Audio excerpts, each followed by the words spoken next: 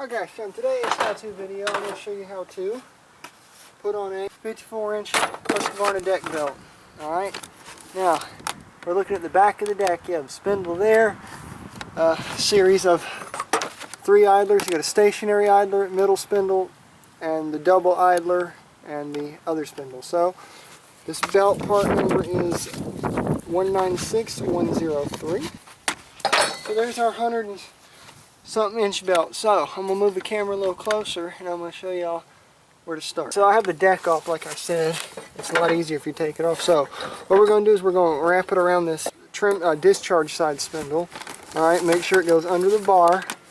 Alright, and if you notice, there's a diagram up here. So I'm going to be glancing at that even though I can do this without looking at it. So this is a flat idler, so that means pull this bar back.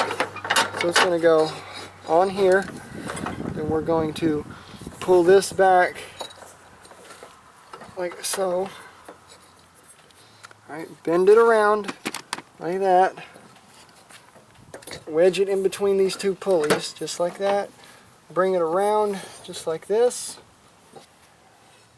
And now here comes the tricky part. This is where a lot of people mess up, is at these double idlers. Well, you don't need to fear these double flat idlers. There's really nothing to. Alright, so you got this part done right here, over here on the discharge side. So now looking at the diagram, it goes zoop zoop, then it goes in between here, but wait, there's a guide right here. You have to take that off.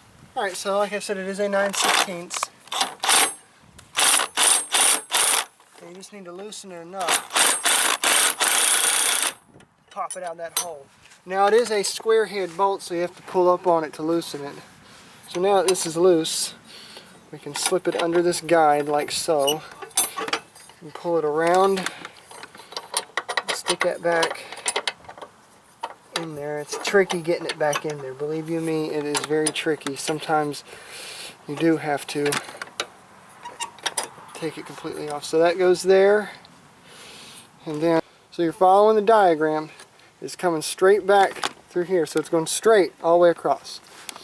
It's going to take a turn around here, and you gotta wedge it in between here and out through there. And that's exactly how it goes. So I'm going to zoom in on the diagram for everyone to see. You can screenshot that if you need to, if yours don't have one. And that's how that pulley goes. And once the covers get put back on, it'll look a little neater. Aren't we forgetting something? No, I was testing y'all's knowledge. You have to remember to tighten this little dude up or you'll be in trouble. And